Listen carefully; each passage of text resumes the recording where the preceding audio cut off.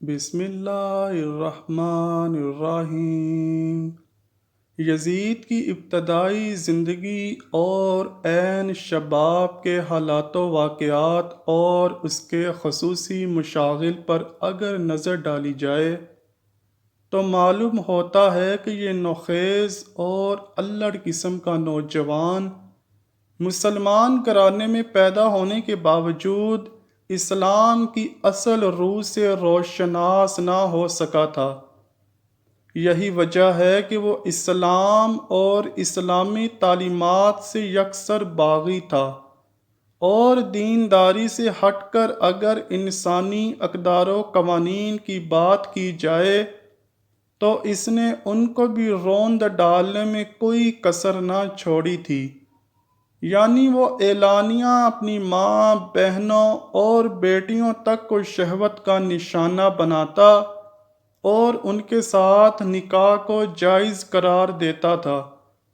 چنانچہ بیان کیا جاتا ہے کہ حضرت عبداللہ بن حنظلہ رضی اللہ تعالیٰ عنہ مدینہ منورہ کے بزرگوں یعنی سرداروں میں سے تھے، اور آپ اس وفد کا حصہ تھے جو اہل مدینہ کی طرف سے یزید کے حالات معلوم کرنے کے لیے یزید کے پاس گیا تھا۔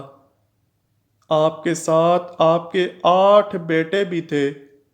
وہاں سے واپسی پر یزید نے آپ کو بطور خوش آمد 1,00,000 درہم دیے، اور آپ کے بیٹوں میں سے ہر ایک کو 10,000 درہم دیے۔ اس کے علاوہ انہیں سواریاں اور خلعتیں بھی دیں۔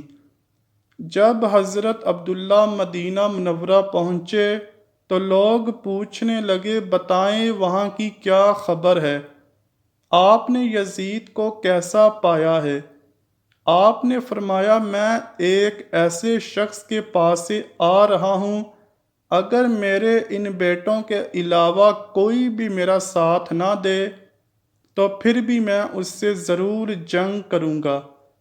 لوگوں نے کہا، ہم نے تو سنا ہے کہ اس نے آپ کی خوب عزت و توقیر کی ہے اور آپ کو کچھ مال و متاع سے بھی نوازا ہے۔ آپ نے فرمایا، ہاں یہ تو اس نے کیا ہے، اور یہ سب کچھ میں نے اس سے اس لیے قبول کیا ہے کہ اس کے ساتھ میں اس کے خلاف تقویت حاصل کروں گا۔ یہ سن کر لوگ بھڑک اٹھے اور آپ کے ہاتھ پر بھی بیعت کر لی۔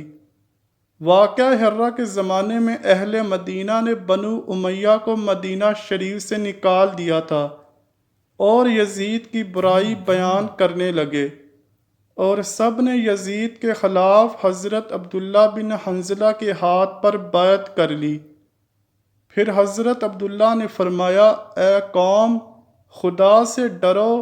بس خدا کی قسم، ہم نے اس وقت تک یزید کی بیعت نہیں توڑی یہاں تک کہ ہمیں خوف ہوا کہ ظلم و معصیت کی زیادتی کے سبب کہیں ہم پر آسمان سے پتھر نہ برس پڑیں کہ برائی یہاں تک عام ہو گئی اور بڑھ گئی ہے، کیونکہ یزید ایک ایسا شخص تھا جو ماؤں، بیٹیوں اور بہنوں کے ساتھ نکاح جائز قرار دیتا تھا اور شراب بھی پیتا تھا۔ علامہ ابن حجر مکی علیہ رحمہ نے اس روایت میں بھی اضافہ کیا ہے کہ یزید وہ ظالم شخص ہے جس نے رسول اللہ صلی اللہ علیہ وآلہ وسلم کی اولاد کو شہید کیا۔ اللہ تعالیٰ اس کی عمر میں برکت نہ دے۔ دوستو، یہ ایک متفق علیہ روایت ہے جو تاریخ کی درجنوں کتب میں موجود ہیں۔ اس کے مطابق حضرت عبداللہ ابن حنظلہ رضی اللہ تعالیٰ عنہ نے یزید کے ذہنی افکار کو بڑی وضاحت سے بیان فرما دیا، یعنی ہر عقل و شعور رکھنے والا آدمی بآسانی یہ سمجھ سکتا ہے کہ یزید پلید کے دل و دماغ میں ہر وقت کس قسم کے خیالات سوار رہتے ہوں گے، اور وہ باپردہ سید زادیوں اور امہات المومنین وغیرہ کے متعلق بھی کس قسم کا ذہن رکھتا ہوگا۔ چنانچہ ایک مرتبہ تو اس نے وہ غلیظ حرکت کر ڈالی جس کا معاذ اللہ کوئی مسلمان سوچ بھی نہیں سکتا، یعنی اس نے سیدہ ام المومنین حضرت عائشہ رضی اللہ تعالی عنہا کو ہی عقد کا پیغام بھیج دیا۔ اس وقت سیدہ ام المومنین حضرت عائشہ رضی اللہ تعالی عنہا سن بڑھاپے میں تھیں اور آپ کی وفات میں تھوڑا ہی عرصہ باقی رہ گیا تھا۔ یزید پلید کا پیغام نکاح جیسے ہی ام المومنین حضرت عائشہ رضی اللہ تعالی عنہا تک پہنچا تو مدینہ بھر میں اس کا شور برپا ہو گیا۔ تمام اکابرین اسلام نے قرآن مقدس سے نص سری دکھلا کر اس بدبخت یزید کو بہت کچھ لعنت و ملامت کی۔ یہ بات جب یزید کے والد حضرت معاویہ تک پہنچی تو آپ نے کسی نہ کسی طرح اس بڑھتے ہوئے فتنے کو روک دیا اور ہر شخص کو اپنے اپنے مقام پر خاموش کر دیا، یعنی معاملے کو طول دیے بغیر ہی ہر کسی کو خاموش کرا دیا گیا۔